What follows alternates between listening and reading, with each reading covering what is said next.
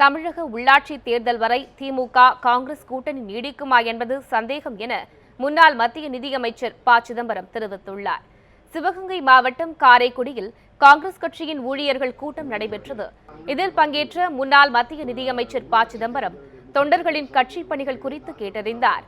மேலும் கூட்டத்தில் பேசிய அவர், உள்ளாட்சி தேர்தல் வரை திமுக காங்கிரஸ் கூட்டணி நீடிக்குமா என்பது சந்தேகம் என்றார்.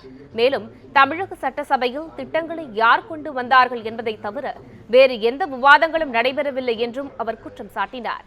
மேலும் தமிழக அரசு அறிவித்த புதிய நிதி திட்டங்கள் மக்களை சென்றடைந்த பின்புதான் உள்ளாட்சி தேர்தலை நடத்த அதிமுக அரசு திட்டமிட்டுள்ளதாகவும் அவர் தெரிவித்தார்.